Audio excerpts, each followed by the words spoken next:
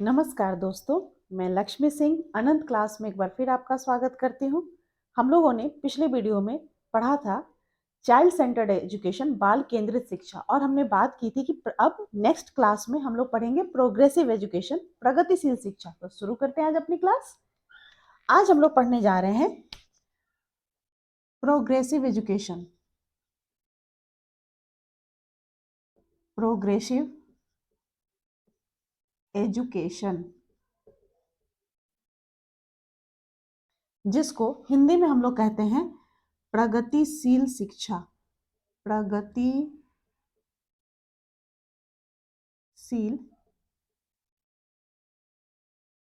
शिक्षा। मैं आप लोग को दोनों ही लैंग्वेज, हिंदी और इंग्लिश मिक्स करके पढ़ा रही हूँ, क्योंकि इससे जो होता है, बाइलिंगुअल क्लास होने से सबसे फायदा होता है कि जो बच्चे हिंदी के हैं उनको भी क्लियर हो जाएगा, जो इंग्लिश के हैं उनको भी क्लियर हो जाएगा। दैट्स वाई मैं हमेशा बाइलिंगुअल पढ़ाती हूँ। ओके, प्रगतिशील शिक्षा, इसके नाम से ही लग रहा है कि क्या है कि जिसमें प्रगति हो, जिसमें विकास हो, वैसी शिक्षा की हम लोग बात करने आज जा रहे हैं। तो यह प्रगतिशील शिक्षा का कॉन्सेप्ट, ये अवधारणा कहाँ से आई, स्टार्ट कहाँ से हुआ, जिसके बारे में कुछ पहले से ही बातें हो रही थी, जिसमें प्रमुख 4 लोग हैं जिनकी हम लोग बात कर रहे हैं।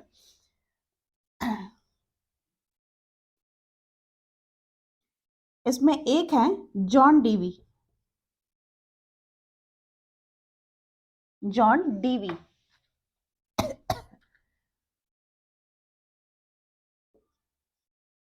ये थे। एक थे इसमें हमारे मोंटेंसरी, मोंटेंसरी शिक्षा के बारे में आपने सुना होगा, मोंटेंसरी पद्धति के बारे में, जिन्होंने प्रोजेक्ट मेथड भी दिया था। किंडरगार्टन की बात हुई थी, ये सब हम लोग डिस्कस करेंगे।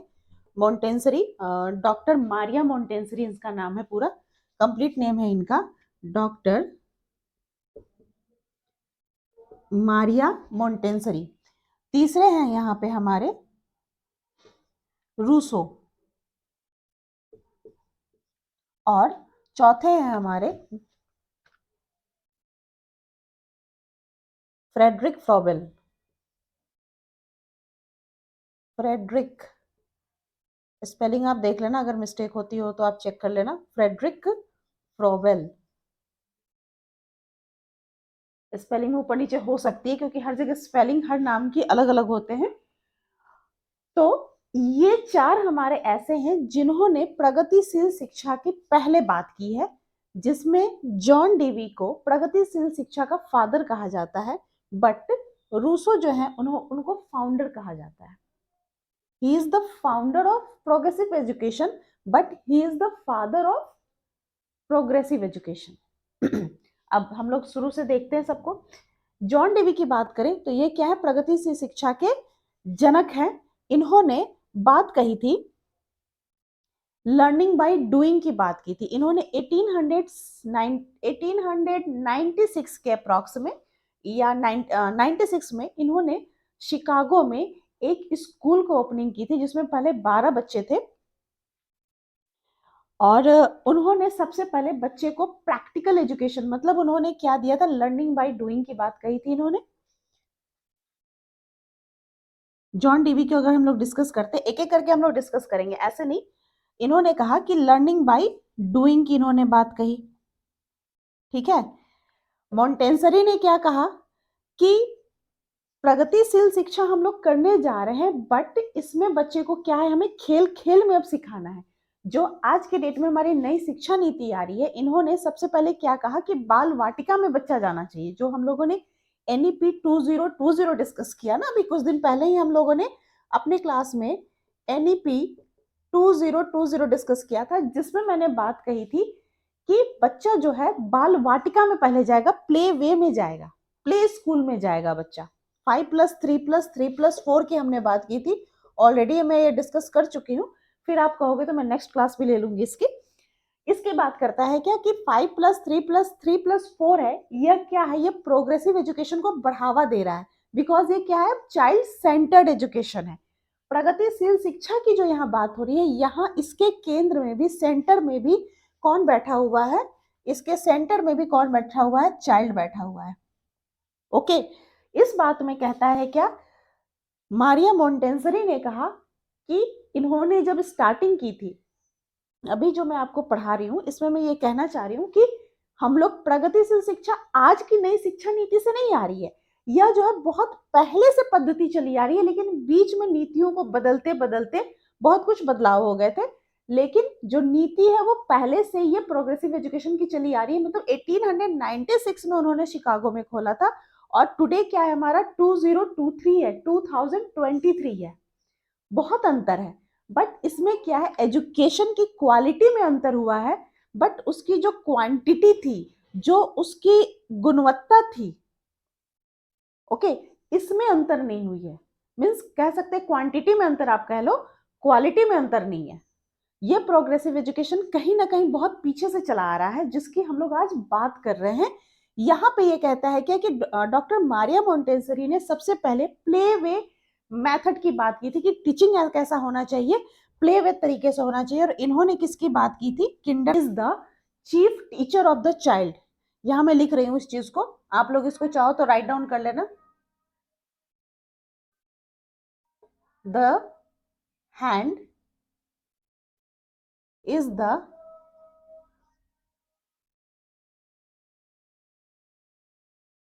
इस चीज को मैं रब कर रही हूँ, रब करके यहाँ पे डायरेक्ट लिखते हैं।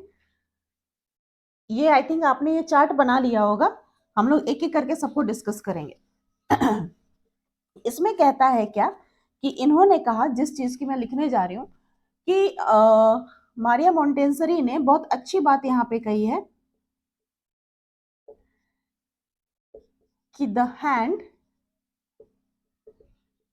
इज द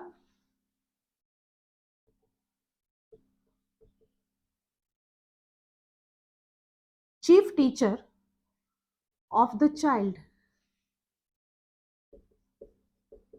इस चीज को आप लोग राइट डाउन कर लेना, क्योंकि ये कभी कभी आता है कि किसने कहा था कि the hand is the chief teacher of the child.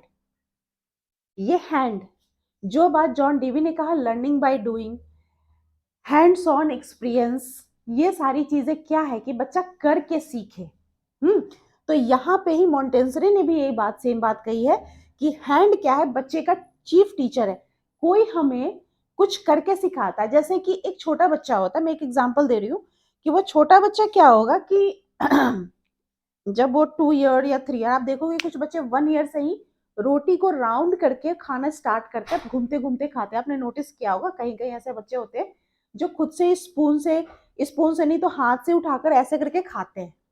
तरीका क्या होता है उनका खाने का, ऐसे करके जीभ को कर लेते हैं। बट धीरे धीरे, अच्छा कुछ बच्चे ऐसे होते हैं कि जो खाते ही नहीं, उनको हमेशा स्पून फीडिंग करानी होती है कि उनको मुंह में खिलाना होता है। कुछ बच्चे होते हैं खुद से लेकर खाते। तो आप नोटिस करना कि जिन बच्चों को स्पून फीडिंग की हैबिट है, कि कोई पेरेंट्स बैठ के अपने बच्चे को सिर्फ वही खिला रहे, बच्चा अपने हाथ से नहीं खा रहा है, तो उस बच्चे की हेल्थ में अंतर होता है। जो खुद से बच्चा लेकर खाता है उसका हेल्थ कंपैरिजन टू जो बच्चे को स्पून फीडिंग करा रही है उसमें अंतर होता है। मैंने एक एग्जांपल दिया है खाने से लेकर।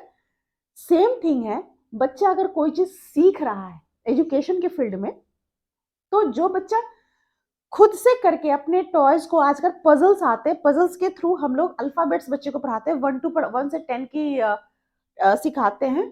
तो वो पजल के तरीके से बच्चा अगर खुद से वो पजल सॉल्व करता है कि 1 के बाद 2 आना है, 2 के बाद 3 आना है, 3 के बाद 4 आना है, तो ये चीज क्या है कि बच्चा खुद से करके देख रहा है। अगर उसकी मैम या उसके पेरेंट्स उसको सिर्फ करके दिखा रहे कि हाँ बेटा ये देखो, ये 1 है, ये 2 है, ये 3 है, तो वो उसको सिर्फ पहचान होगी कि हाँ ये 1 है, 2 है, 3 है, बट वो काउंटिंग नहीं सीख पाएगा।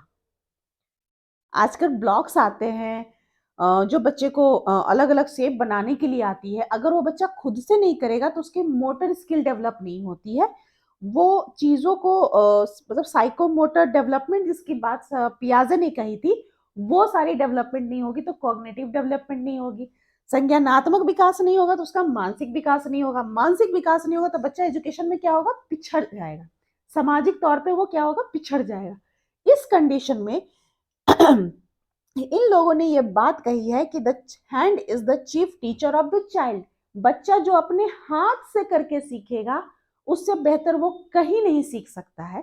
दैट्स वाई हैंड क्या है बच्चे का, चीफ टीचर है। इसकी बात उसने कही है। मैंने आपको इस सेंटेंस की एक व्याख्या आपको दी है, क्योंकि ये कुछ एकेडमिक एग्जाम में ऐसे व्याख्या आते हैं। नेक्स्ट इसमें बात करते हैं,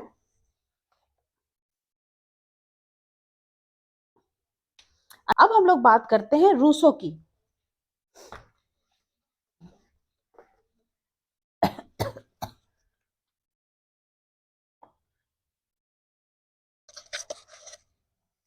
रूसो, अभी जॉन डीवी को मैंने रोका हुआ है क्योंकि जॉन डीवी क्या है, फादर हैं, तो उनको मैंने सबसे बाद में अच्छे से एक्सप्लेन करके बताऊंगी। पहले ये जो हमारे बाकी हैं उनको मैं पहले आपको डिस्कस करती हूँ। रूसो, रूसो की ने सबसे पहले क्या कहा था कि प्रकृति से सीखो, प्रकृति से सीखो, एक वर्ड इन्होंने दिया था। और एक इन्होंने कहा था करके सीखना, वही लर्निंग बाय डूइंग की बात हो रही है, करके सीखना। इस चीज में ये कहते हैं क्या, और एक इन्होंने एक बुक भी लिखी थी, आई थिंक वो 1762 में लिखी थी, ए माइल नोवेल है इनकी, ये बहुत ही प्रचलित है। इसके ये ना क्वेश्चंस मतलब आते हैं कि एमिल, एमिल कहीं होता है, कहीं एमाइल इसको प्रोनाउंस करते हैं, हिंदी में एमिल पढ़ते हैं, कि एमिल बुक की रचना किसने की थी, तो रूसो ने की थी। अच्छा, अब बात हो रही है कि रूसो ने कहा था कि बच्चे को प्रकृति में छोड़ो, बच्चे को ज्यादा सिखाने की जरूरत नहीं है, बच्चा जो है उसके अंदर सारी क्वालिटीज ऑलरेडी, जब वो धरती पर आता है, अकॉर्डिंग टू रूसो, कि जब वो धरती पे बच्चा आता है तो उसको सारी कुछ मिली रहती है अंदर से, इनर क्वालिटी, मतलब उसको इनर एबिलिटीज, उसको हम लोग कह सकते हैं, कैपेबिलिटीज कह सकते हैं, कि ये बच्चे को मिली हुई है, और बच्चा जो है खुद से सीख सकता है प्रकृति में रह के। उन्होंने कहा था प्रकृति से सीखो, मतलब वो प्रकृतिवाद थे। रूसो कौन थे, वो नेचुरलिज्म पे बिलीव करते थे। इन्होंने कहा कि बच्चा करके सीखेगा, जो बात डीवी ने भी हमारी कही है, लर्निंग बाय डूइंग, कि वो करके अपनी हर चीजों को सीखे। एक एग्जाम्पल है इसका कि बच्चा जो होता है ना, कि वो सपोज अगर आप उसको किसी चीज के लिए रोकते हो, लोग कहते हैं ना हम लोग कि बच्चा जिद्दी हो रहा है या ये कर रहा है, बच्चा तोड़ फोड़ कर रहा है, तो कहा जाता है कि अगर आप बच्चे को जितना ही किसी चीज के लिए एग्जिस्ट करोगे ना, नहीं ये काम नहीं करना है आपको, बच्चा उस काम को उतना ही जाके करता है। ये चीज आप लोग सबने नोटिस की होगी। तो ये चीज क्या है कि जिस चीज के लिए आपको मना किया जाएगा वो उसी काम को करेगा, तो आप उसको मना करना ही छोड़ दो। रीजन ये है, रूसो इस जगह पे कहता है कि आप जितने बच्चे को रोकोगे वो उतना ही काम करेगा, इसलिए उसको करने दो वो काम, चोट लगेगी वो खुद वो काम करना छोड़ देगा।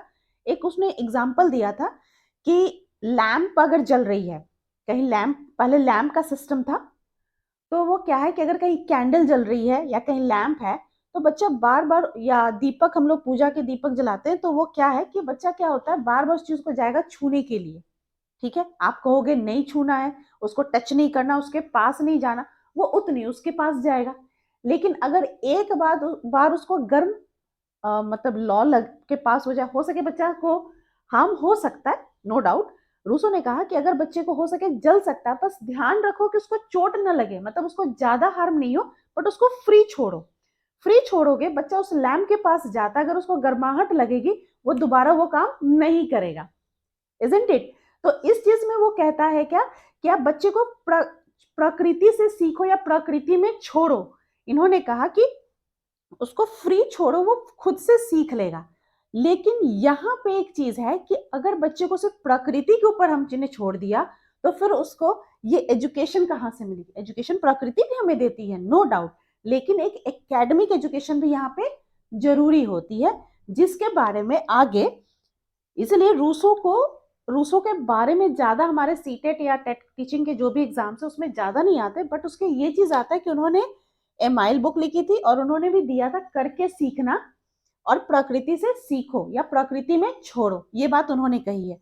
नेक्स्ट इसमें आते हैं हमारे एक और प्रगतिशील, मतलब हमारे हैं प्रगतिवाद के, जिनको कह सकते हो कि प्रगतिवाद के हैं, ये कौन है, फ्रेडरिक फ्रोवेल। फ्रेडरिक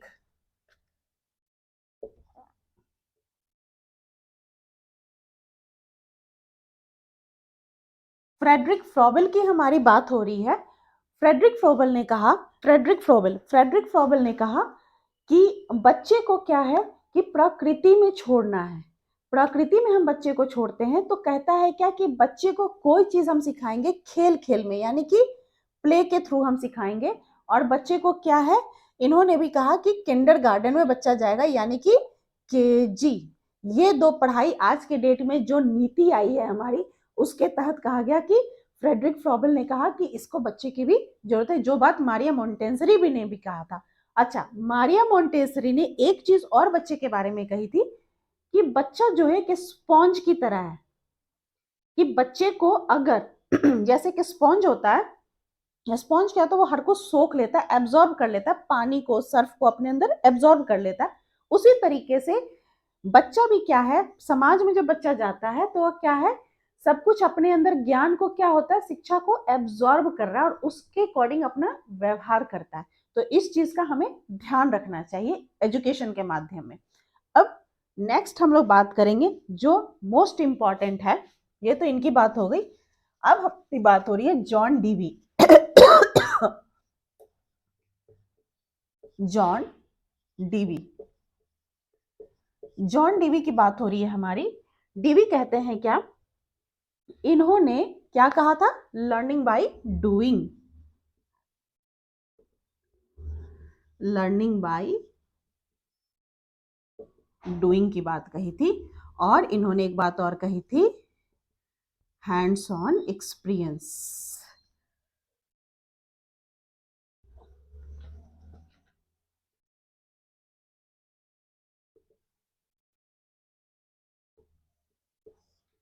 ये दो चीज की इन्होंने बात कही थी। इन्होंने कहा कि ये कौन थे, ये प्रैग्मेटिज्म के थे, प्रैग्मेटिज्म। रूसो भी थे, लेकिन रूसो क्या था, वो नेचुरलिज्म पे ज्यादा बिलीव करते थे। लेकिन जो एजुकेशन प्रोग्रेसिव है उसके लिए प्रैग्मेटिज्म होना बहुत जरूरी है, इसलिए रूसो को कम पूछा जाता है।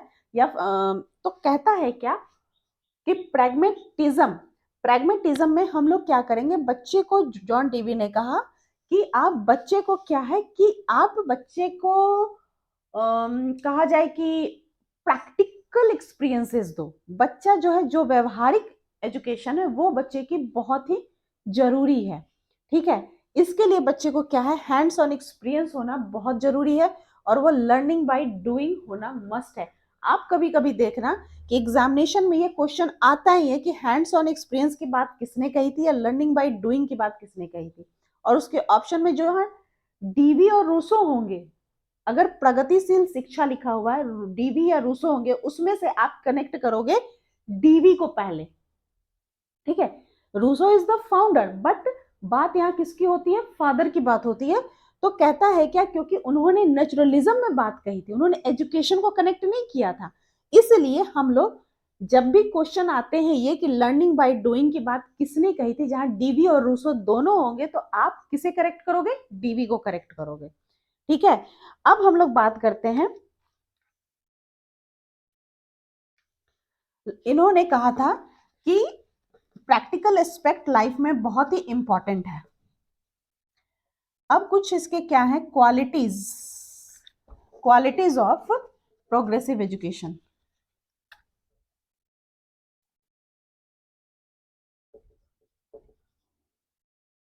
क्वालिटीज ऑफ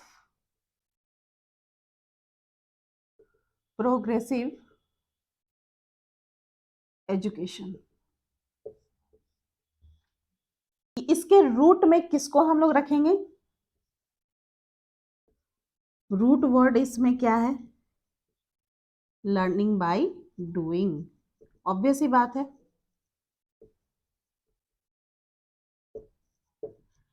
इसमें रूट वर्ड किस पे काम हो रहा है, बच्चे के करके सीखने पे, बच्चे के व्यवहारवाद पे हम लोग काम कर रहे हैं, ताकि बच्चे को व्यवहारिक विकास जरूरी है। ये सारी बातें किसने कही है, जॉन डीवी ने कहा है, यानी कि बच्चे को हैंड्स ऑन एक्सपीरियंस मस्ट है।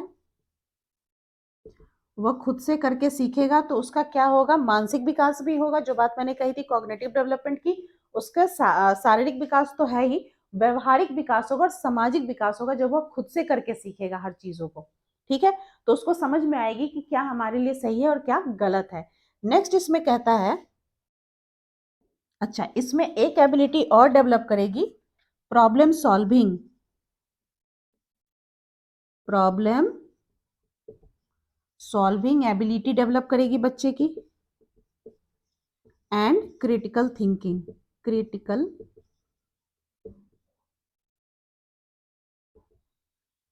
थिंकिंग, प्रॉब्लम सॉल्विंग एबिलिटी उसकी डेवलप कर रही है बच्चे की। जब बच्चा करके सीख रहा है तो क्या है, अपने हर प्रॉब्लम को वो सॉल्व कर लेगा, ब्लॉक्स बनाना सीख लेगा, कैसे किस ब्लॉक को किसके बाद कौन सा बन सकता है, गाड़ी कैसे बन सकती है, हाउस कैसे बन सकता है, बाई ब्लॉक, ठीक है, बाई पजल वो काउंटिंग कर सकता है।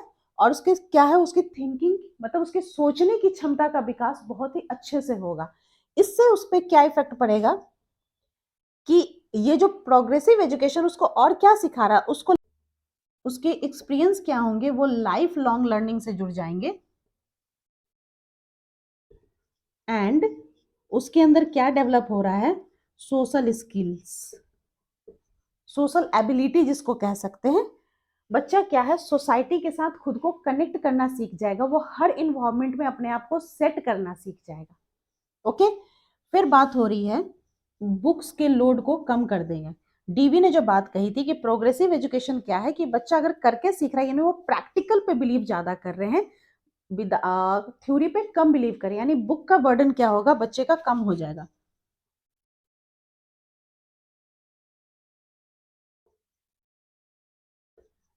जो बात अभी नई शिक्षा नीति के तहत हो रही है कि बच्चे के बुक के वजन को कम करना है, वही बात कहीं ना कहीं डीवी ने उस समय कहा था कि बुक का बर्डन को बच्चे को कम करना है। ये क्वालिटी है प्रोग्रेसिव एजुकेशन की, जो आज के डेट में फिर से वो लागू होने जा रही है।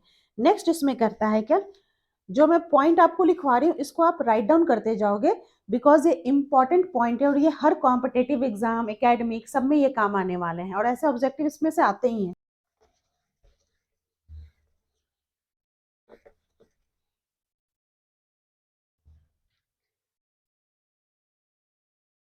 अच्छा, एक बात हो रही है इसमें, टीचिंग मेथड कैसा होगा, टीचिंग मेथड,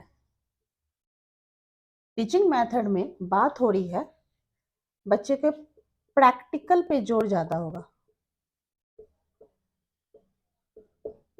जोर होगा। यानी कि जो टीचिंग मेथड होगी, जैसे कि ह्यूरिस्टिक मेथड हो गया, डेमोस्ट्रेटिव मेथड हो गया, जिसमें डेमोस्ट्रेशन यानी प्रैक्टिकल होता है, जो भी प्रैक्टिकल वाले होंगे उस पर जोर देना है, टीचिंग मेथड ऐसी होनी चाहिए। फिर एक कह रहा है कि इसमें डीवी ने बात कही थी कि दो एस्पेक्ट्स पे, दो एलिमेंट्स पे बच्चे का ध्यान देना है, क्योंकि हम लोग प्रोग्रेसिव एजुकेशन में किसकी बात करें, चाइल्ड सेंटर्ड एजुकेशन की। इसके तहत कहता है क्या कि टू एलिमेंट्स कह सकते हैं, टू एलिमेंट्स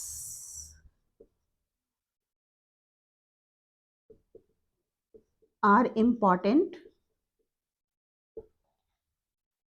इंटरेस्ट यानी कि रुचि और प्रयास। यहां बात हो रही है, डीवी ने कहा कि बच्चे के दो एलिमेंट बहुत ही इंपॉर्टेंट होंगे, रुचि और प्रयास, यानी कि बच्चे के इंटरेस्ट के अकॉर्डिंग हमें बच्चे को पढ़ाना है, बच्चे के रुचि को ध्यान में रख के उसके प्रति हमें अपना प्रयास करना, ताकि बच्चा भी प्रयास करके उन चीजों को सीख सके। यह ध्यान कौन रखेगा, टीचर रखेगा। अब कहता है क्या, टेक्निक कैसी होगी इसमें, एजुकेशन टेक्निक, डीवी कहते हैं क्या कि इसमें हम लोग बात करेंगे प्रोजेक्ट मेथड की। इन्होंने प्रोजेक्ट प्रणाली का विकास किया था।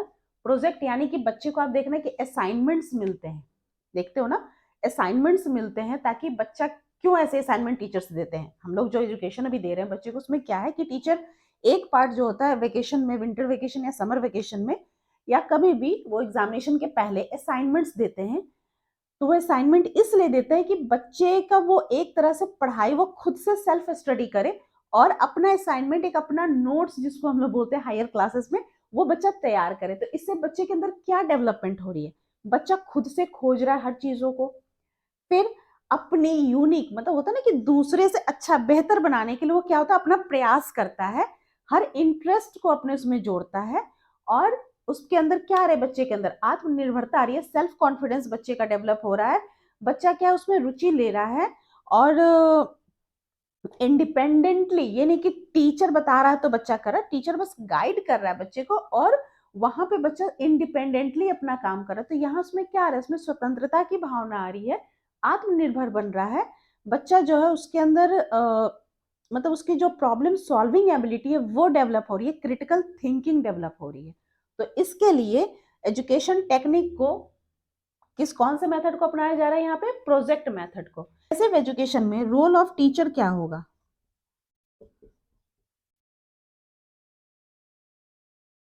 रोल ऑफ टीचर, टीचर का रोल यहाँ पे कहता है क्या कि एज अ मेंटर, जो हम लोगों ने चाइल्ड सेंटर एजुकेशन में भी बात की थी, एज ए गाइडर, जिसको आप बोल सकते हो फैसिलिटेटर, फैसिलिटेटर, जो एनसीएफ में बात हुई थी कि टीचर यहाँ क्या होगा, आराम से एक फ्रेंडली इन्वायरमेंट क्लास में रखेगा और बच्चे को एक्टिविटी जो बच्चे करेंगे उसमें वो टीचर इन्वॉल्व होगा, वह उनको एक बार बता के बैठ जाएगा और बच्चे खुद से करेंगे और उनके साथ वो इन्वॉल्व होगा उनकी एक्टिविटी में। उनको मतलब उपदेश नहीं देना है, उसको टीचर को उसकी हेल्प करनी है। तो कहता है कि टीचर का रोल प्रोग्रेसिव एजुकेशन में क्या होगा, as a mentor, as a guider, as a facilitator होगा, एज अ एजुकेटर होगा, मतलब वो एक बार बता दिया फिर बच्चा खुद से कर रहे हैं। तो यहाँ पे टीचर का रोल ऐसा हो जाना है कि टीचर जो है ऐसा वातावरण स्कूल का, उस क्लास का ऐसा बना के रखे ताकि बच्चे में होता है ना एक डेमोक्रेटिव डेवलपमेंट हो, यानी कि समानता की भावना बच्चे में आए, स्वतंत्रता की भावना आई, कोलैबोरेटिव लर्निंग जिसको हम लोग बोलते हैं ना, एक वर्ड आता है, बच्चे के अंदर क्या डेवलप हो, कोलैबोरेटिव स्किल डेवलपमेंट हो, कि बच्चा क्या हो, ग्रुप में काम करना सीखे, एक दूसरे की कोऑपरेट करके करना काम सीखे। इससे बच्चे का क्या होगा, सामाजिक विकास होगा, मानसिक विकास तो हो ही रहा है, व्यवहारिक विकास हो रहा है, बट बच्चे को क्या एक दूसरे के साथ ग्रुप में काम करने की हैबिट आ जाए, इस पे ध्यान टीचर को देना है।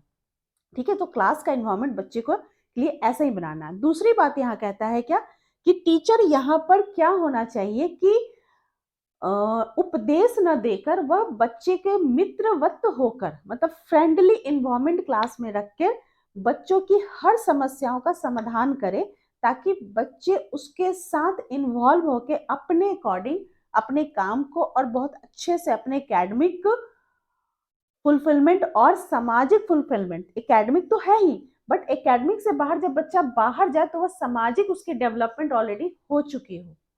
ठीक है, तो इस चीज का ध्यान टीचर को रखना है।